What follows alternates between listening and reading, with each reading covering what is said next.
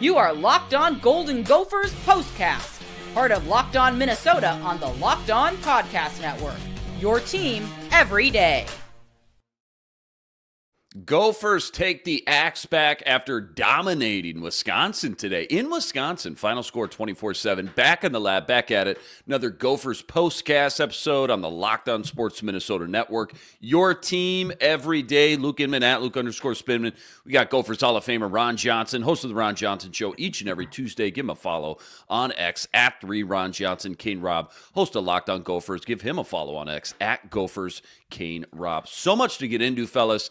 A phenomenal defensive performance today, and a quick look ahead at the Gophers' eventual bowl game. But first, quick reminder, today's episode brought to us by FanDuel. FanDuel, check this out. Right now, win your first $5 bet, you're getting $150 in bonus bets guaranteed. Check it all out over at FanDuel.com today to get started. All right, Ron, let's start with you. Gophers coming off that, tough loss versus Penn State.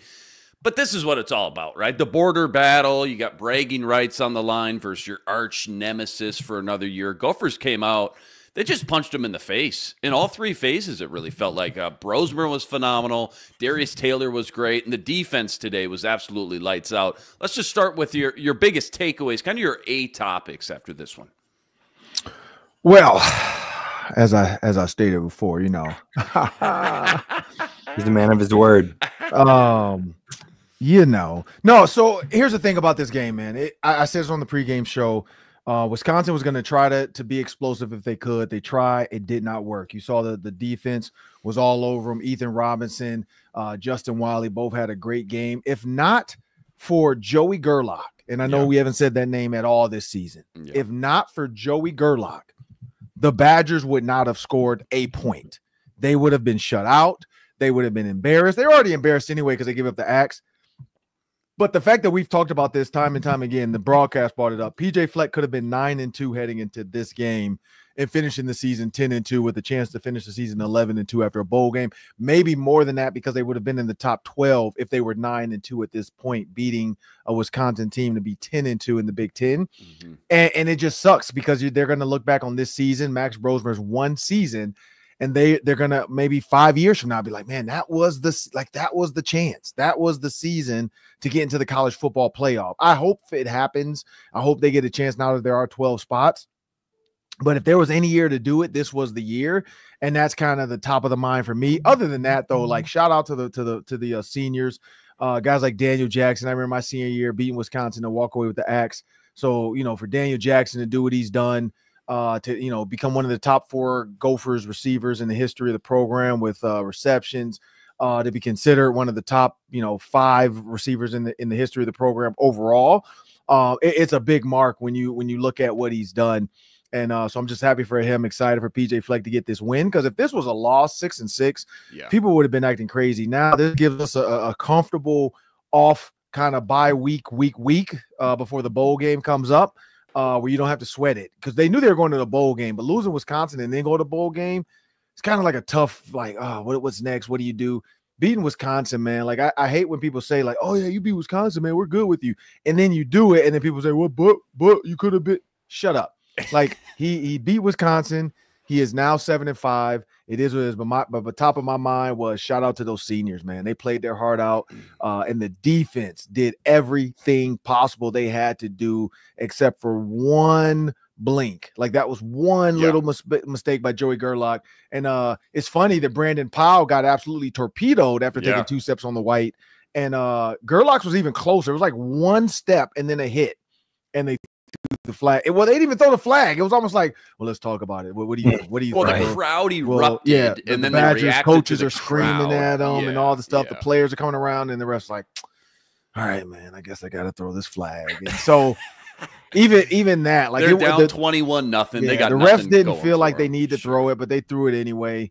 So that's just the top. What I kind of feel like that. Well said there. Daniel Jackson, by the way, 6 catches, 61 yards, and a touchdown. Elijah Spencer, 5 catches, 75 yards. Those 2 guys really carried the passing day. By the way, Max Brosmer throwing some BBs in there, though. Only his guys could catch it on multiple key downs, too. But, Kane, same question. Just biggest takeaways, kind of your 8 topics before we get into, a little bit more of the meat and potatoes, so to speak. Yeah, I think one of my biggest takeaways is when Darius Taylor is healthy or dang near healthy, like he can be one of the best running backs in the country, but he is one of the best running backs dual threat wise. So if we can see a fully healthy season of Darius Taylor next year, I think the sky is the limit for him. I think the run game opened up today, 143 yards for him. That puts him 873 on the year, and he could crack 1,000 yards still with that bowl game, which is exciting.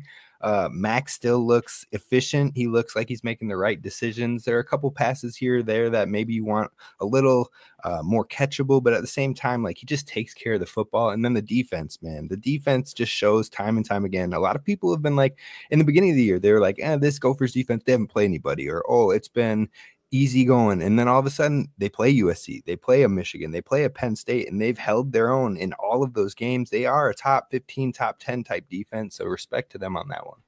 I'm so glad you brought up Darius Taylor, though, too. 32 carries, $143, averaging 4.5 on the ground, but 2 more catches for 13 yards. That put him over 50 receptions, puts him number 1 all time for Gophers running backs, most receptions in a season. Anytime you're talking about rankings or records with Gophers running backs and you're near or at the top of the list, that speaks quite a bit of volumes as well. What were the biggest game changers when it comes down to, team stat, third down conversions? Wisconsin was 3 of 13. Time of possession, Gophers almost 34 minutes, or maybe even another individual player performance. What swung this one so far in Minnesota's side, Ron? Just top of your head. Well, one play I got to say is the fake tush push. Yeah. Because we talked about decisions, play calling. We could talk about the throwback to the tackle, all that stuff. And so again, people can say, oh, I don't know why you took the ball off the line of scrimmage, because if he does happen to get tackled there and that block is not made to seal the edge, it could have been one of those moments where everybody's like, oh, here we go.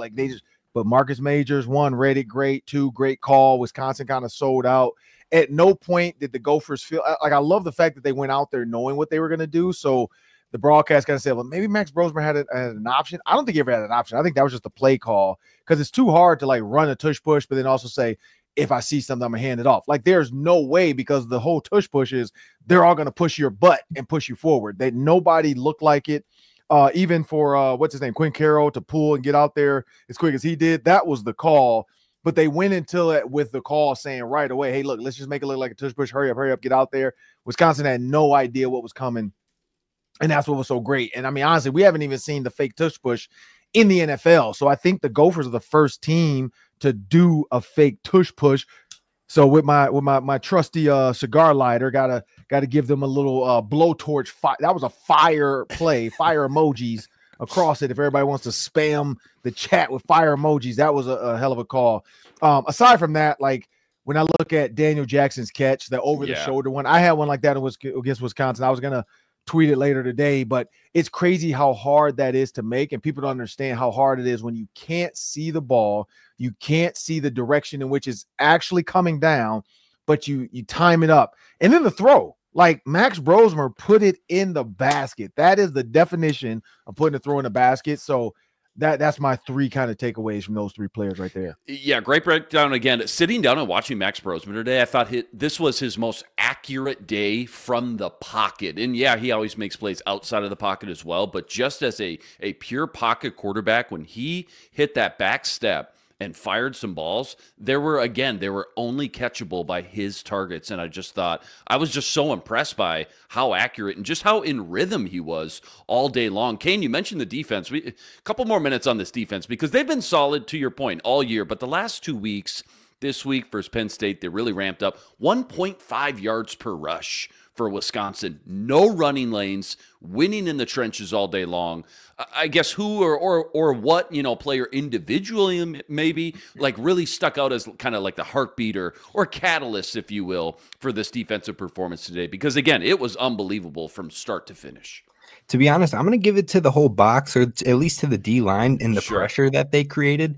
Wisconsin's offensive line has been the only strength of their offense this year, and they've had a consistent offensive line all year. Their center got hurt midway through the game today, but even when he was playing, he was struggling with it. Their first half total offensive yards was 43 yards of offense in the first half. So the Gophers had a ton of pressure back there. They had players getting tackles for losses. Jack Henderson was flying back there. Danny Strigow got a sack. So I think just that whole box play and creating the pressure for this offensive line was really the momentum to help this defense thrive. It's funny, too, in a pregame show today, before the game started, like I pick an X factor every week, and my X factor was the defensive line. I said Anthony Smith was our interview this week. He was our one-on-one sit-down with Anthony Smith, and the way he talked about, finishing out his college career possibly. Who knows what he's going to decide, but, Anthony Smith talking about his college career and then looking at Ja Joyner and all those guys, and I was just like, you know what? This defensive line has to make plays today. Like they cannot, if they can keep Wisconsin behind the sticks, they will win this game. And the entire first half, I don't think Wisconsin did win. I mean, they got one first down in the first half or something like that, or something. Yeah, I think they had two. Two? It was crazy, like how well they kept them in third and unmanageable. And even when it was third manageable, they still were getting their hands up, knocking the ball down. So the defensive line played their butt off today. Yeah, phenomenal. All day long for 4 quarters. Plenty more deep dive from this one. Let's talk Coach's Corner, talking to PJ Fleck. That's all coming up right after this. Quick reminder, today's episode brought to us by FanDuel. FanDuel, America's #1 sportsbook. Right now, they got something for every football fan with a huge payout for every new customer without a doubt. I think it's their best promo of the year. $150 in bonus bets when you win your first $5 bet. And with FanDuel, when you get the hunch in the middle of the game, you can go check out the latest stats. You can view live play-by-play and so much more, all on the same page where you place your bets. Check this out. Right now, FanDuel is going to get you started with $150 in bonus bets, guaranteed when you win your first $5 bet. That's $150 in bonus bets, guaranteed when you win your first $5 bet. Go check it all out over at FanDuel.com today. Again, check it all out over at FanDuel.com and get $150 in bonus bets, guaranteed when you win your first $5 bet. Ron, you brought this up, so I just want to circle back to it real quick. And we'll have some end-of-the-season discussions after that bowl game. But they're 7-5 this season, okay? Regular season, 1 game left, obviously. But is that a successful season? Think back to the preseason expectations you had. Is that successful, or is that like a disappointment knowing they could have been, to your point, 9-2, if not even at least 8-3? Like, how are we going to look back on this season when the dust settles? I think you might ask me this. You were like, would you take 7-5 beating the Badgers, or would you take I think 8 and something, right? And losing to Wisconsin? I'm like, give me the 7-5. Like, again, 8 wins is great.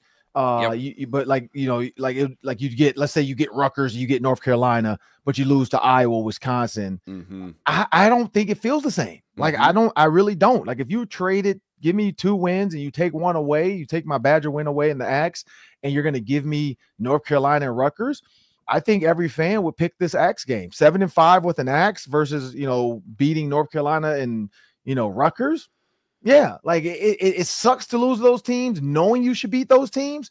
But again, winning this game is all that mattered. It was a 1-game championship season to maybe, to keep, and you broke a 22-year streak where Wisconsin had a winning record for 22 straight seasons, which was the longest in college football up to this point. I think Alabama's like 18 and somebody else. So Wisconsin is now done at 22 because of PJ Fleck, and you got to love that. Or maybe it's because of Luke Fickell. We'll find out soon. But you got to love that. But I'd say a little bit of a disappointment if you look at the broad scope of you should have beat North Carolina and Rutgers. Like those two to me. I mean, even the Michigan one, those turnovers, not on the quarterback. Like when you go back and watch them, some of that's on the receivers, not, like giving up the too much space to the DBs.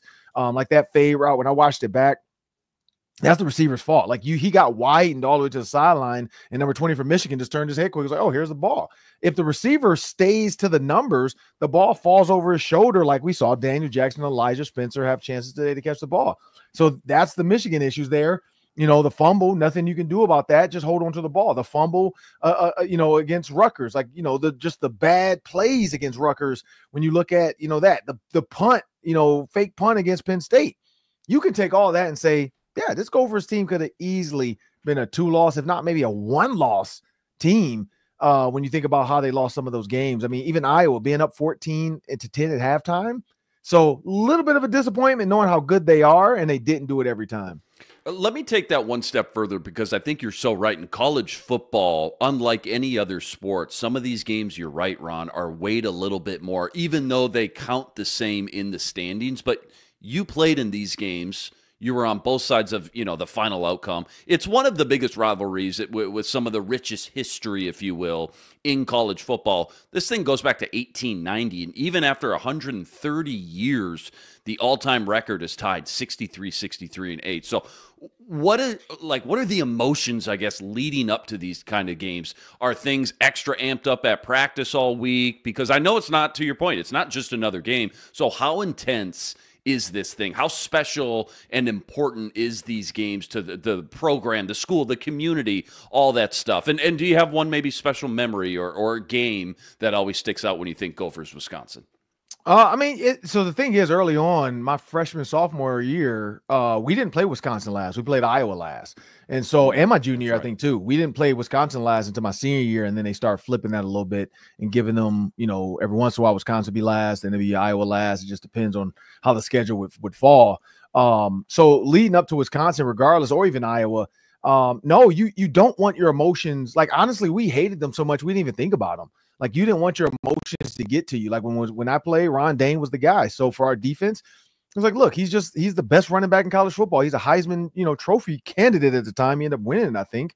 And so when you're like, look, and if you go back and look at the numbers, I'm pretty sure we were the only team in '99 to hold him to his lowest run total for Ron Dayne. So it's just one of those things where you mentally have to make the decision of how you're going to handle some of these guys. And that was one of them. That was one of the teams that you just say, you know what, we got to do this. Also, and PJ Fleck brought this up too, what you don't want to do is let this game run your life, meaning you spend so much time on like this game and not actually football that when you get out there, you're too amped up, you're too emotional, you're too hype, you're trying to fight before the game starts, and you end up losing the game because you're way too, like he's like, look, let's come out here and just do what we do. Let's be calm. Let's let me run the ship and you guys follow. And that was what I've noticed about PJ Fleck when it comes to these games. But yeah, same for us. Like we didn't like overdo it, but we knew the importance of winning those trophies. Yeah, for sure. Things just a little bit more amped up, I'm sure, throughout the week. That volume knob gets turned from about a 6 to maybe a 7 or 8, I'm sure. But here's the thing about that. Yeah. Here's the problem with that, though. Honestly, and I'm gonna be perfectly honest. Yeah. I feel like they were more excited about Penn State than they were about Wisconsin. Like that Penn State win would have been way better. I mean, this Wisconsin win is great, but honestly, like I'm not like, I'm just kind of like, I'm ready to go Black Friday shopping. Like I'm not like, I'm not super, like I'm gonna drive by my neighbor. Streaking down. Well, my neighbor has a Badger flag. He's like 8 houses down. He has a Badger flag hanging in his driveway. So I'm gonna for sure walk by their house covered in my Minnesota hoodie, my Minnesota hat. I got maroon pants. Like I'm gonna make sure I got my oar behind me. So I'm gonna just go, walk down the street a little bit, just take a little stroll in 8-degree weather. Just walk by, kind of look at their house a little bit. Maybe they'll come out and laugh. That's great. But honestly, like if a player can get up more for one game than another, I question how much they love the game of football. Because to the fans, it's a big deal, but to the players, it's just another game.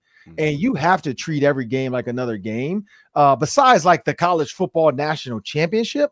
But again, every game, and that's why I think PJ would say that too. Like, if I see you can turn it up to this for this game, why couldn't you do that for this game? Why? Like, where was this in North Carolina? The way they played Penn State. Where was this against Rutgers? The way they played Penn State. So I know there was a gut check a little bit with like, do you see how y'all just played?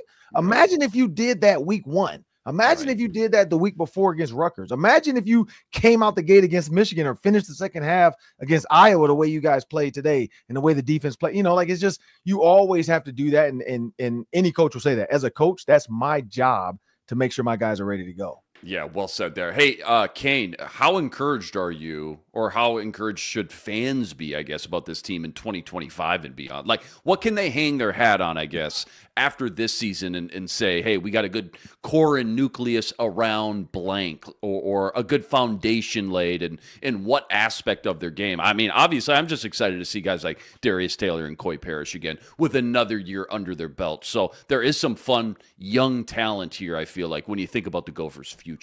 Yeah, absolutely. I mean, you named the top two for sure, Darius Taylor and Coy Parrish. That's definitely a lot of Dinkytown athletes' money is probably headed their way. For But I think you sure. saw a lot of younger players get experience this year. I mean, Philip Daniels, the right tackle, ended up working his way into the starting lineup. Starting center was a sophomore. I think the Beers, who is one of the guards, he had rotated across the offensive line, but he's another guy that is most likely back and starting next year. So you have 3 starting offensive linemen, a star running back.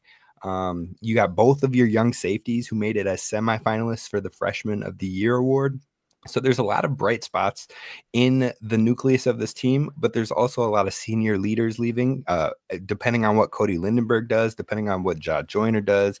You got Daniel Jackson leaving, Ariante Ursary. So there's definitely going to be some departures, but I think you're encouraged by the high level of young talent that you have on this team. Yeah, for sure. It's one of my favorite aspects of college football from a coaching lens. Knowing that you got to go out there and win as many games as you can, that means putting your best talent on the field, but also understanding you got to get some of the young pups ready and get those valuable snaps under their belt so they're ready for the next season. And it's just a constant cog in the machine 1 year after the other. It's pretty fun. Don't go anywhere. Got to talk about this Gophers bowl game and a quick peek around the Big Ten, see what's going on around this conference. That's all coming up right after this. Quick reminder, today's episode also brought to us by Prize Picks. Prize Picks, America's #1 fantasy sports app, now with more than 10 million members to date. And for me, my money, it's just by far the easiest. It's the most exciting way to get in on all the action while you watch your favorite sports and you watch your favorite players. So simple. All you got to do, you pick more or you pick less on 2 or more players' stats. You watch the winnings roll in. Football season still in full swing, so whether it's anytime touchdowns, tackles, receptions, sacks, you name it, they got it. Take your pick on more or less. Add them to your Prize Picks entry today. Plus, they now offer Apple Pay, quick and easy deposits into your account all season long. Download the Prize Picks app today. Use code LOCKEDONNFL for $50 instantly with any $5 wager. One more time, Prize Picks app. Use code LOCKEDONNFL for $50 instantly with any $5 wager.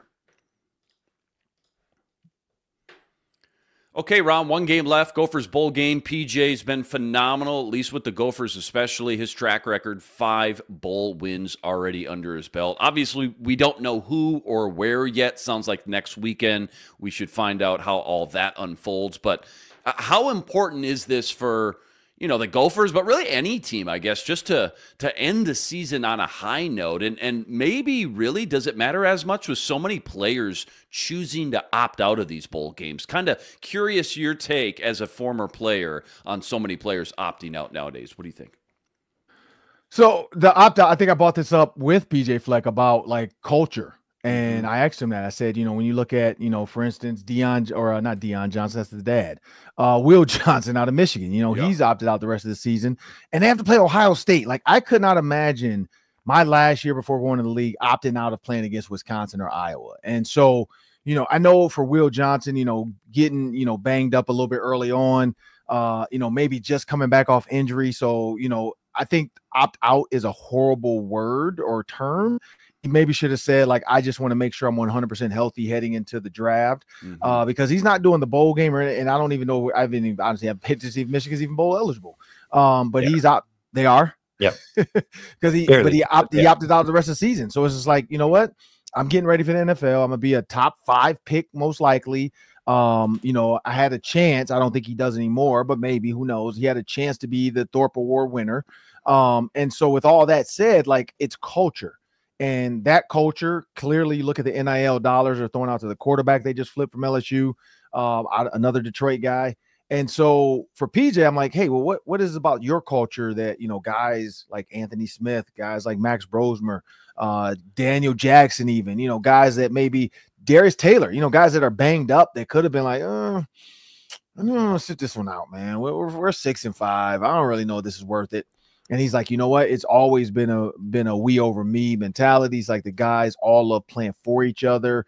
They love being around here. And he's like, it's just the culture they try to create. This is about a life. This is about your lifestyle moving forward. This is about your life choices. And I think that's where it is with the Gophers. With the rest of the world, it's money. Let's be real. A lot of these guys get agents and they get these conversations had. And, for Will Johnson at Michigan, they're like, look, dude, you're about to be a top 5 pick. If you do something worse, nobody's going to draft you until second, third round. I mean, they want you, but you're not going to get top 5 money if you're hurt. And so it comes down to money for a lot of these kids. Yeah, it's funny looking back. It started about, over the last 7, 8, 9 years, but you get a couple top 10 projected picks, and then obviously they will get hurt in the bowl game. And just the ripple effect, those from then to now has just been crazy. And I just feel like it's taken some of the luster, the big play magic out of a lot of these bowl games. I remember, as a high school, college kid watching bowl games like Oklahoma with Adrian Peterson versus Boise State and all the trick play. It's just those kind of games just don't seem to happen quite as often nowadays with so many high-end talents opting out. Kane, how has PJ done such a remarkable job getting these guys ready to go play for these big games despite everything that we just talked about?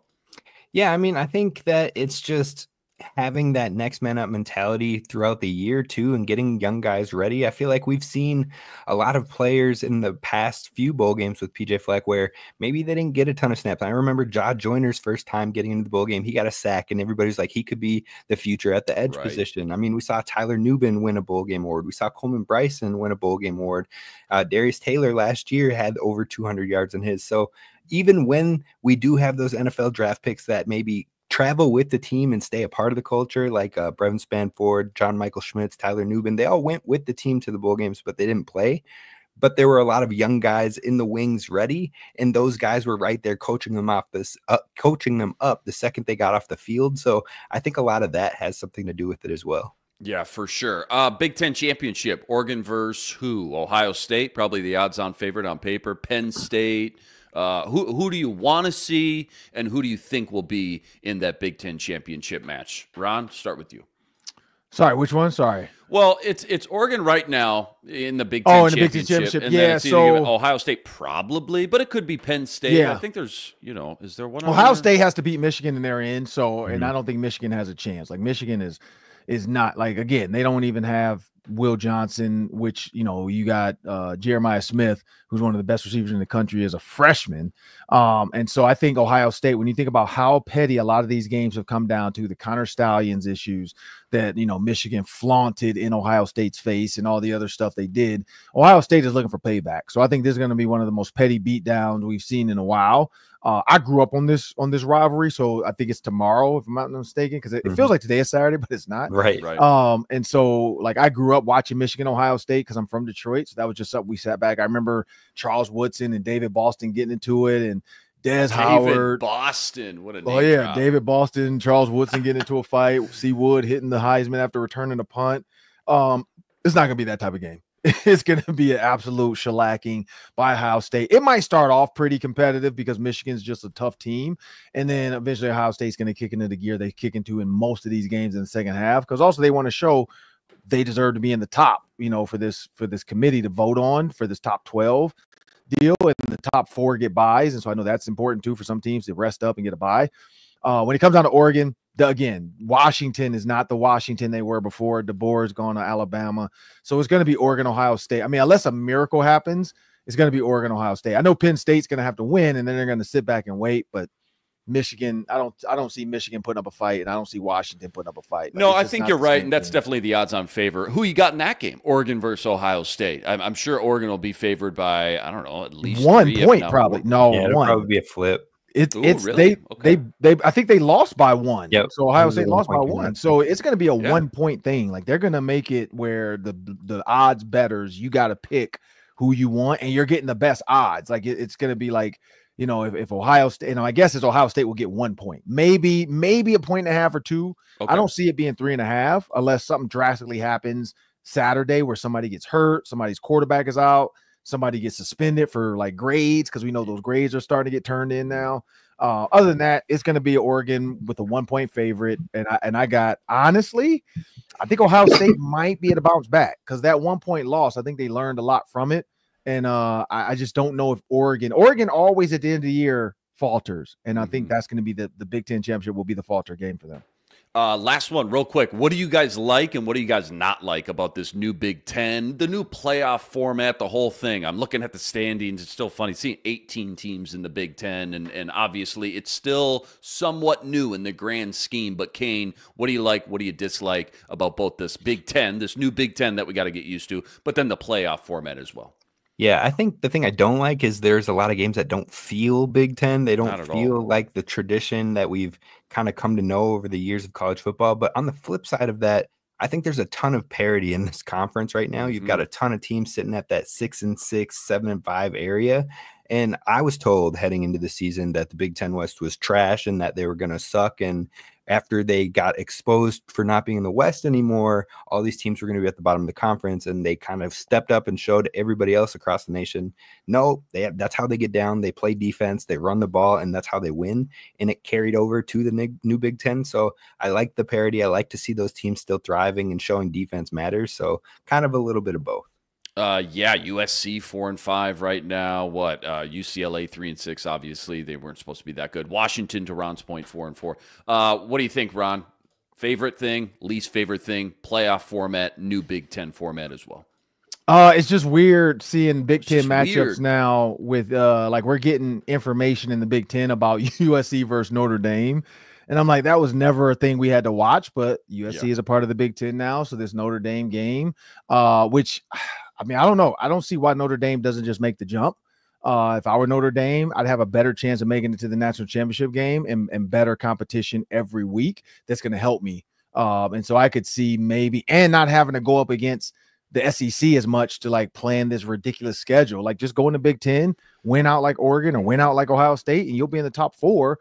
Which gives them a better path. I just don't see them having a way in the SEC. I don't see the ACC being viable for them long term. I just think the Big Ten is probably the place. But I have heard the story now that the Big Ten, I don't know, it was in the 80s or whenever Notre Dame wanted to join the Big Ten.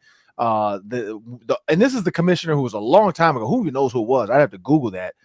Told Notre Dame, and this is from Pete Bursich, Notre Dame guy, so I don't know how true this is, but told Notre Dame that we'll never let Catholics in the Big Ten.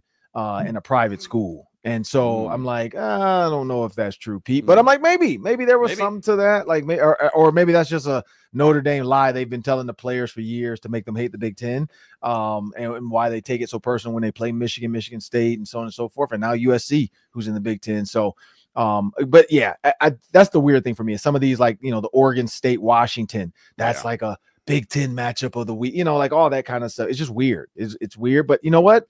In 4 years, we'll be by it because I'm pretty sure at some point when the Big Ten went to 11 teams, everybody's like, Penn State, what is this about? Like I think it's time. And once we get, and then Maryland, Rutgers, when they joined, we were all like, oh, this is stupid. Right. And now, I mean, now we're just used to it. So I think, give us about 3 or 4 years, we'll be fine. Yeah, for sure. It's still weird seeing a Big Ten game kickoff at 9 p.m. Central Standard Time once in a while as well. Yeah, I will be asleep. I've been up since 4 a.m. Getting ready for this Black Friday stuff, driving from Iowa. So I'm like tired. Gophers take down the Axe. They beat down Wisconsin. Final score 24-7 in Wisconsin. They moved to 7-5 on the year. Bowl game incoming. Huge shout out to all the everydayers out there that always make us your first listen. Got to go check out all of Ron's work on X at 3Ron Johnson. Check it out every Tuesday on the Ron Johnson Show. Kane Rob, Locked On Gophers at Gophers Kane Rob. Go like this video. Subscribe to the channel if you haven't already. I'm Luke Inman on X at Luke_Spinman. We'll see you for the bowl game in a couple weeks, but until then, signing out.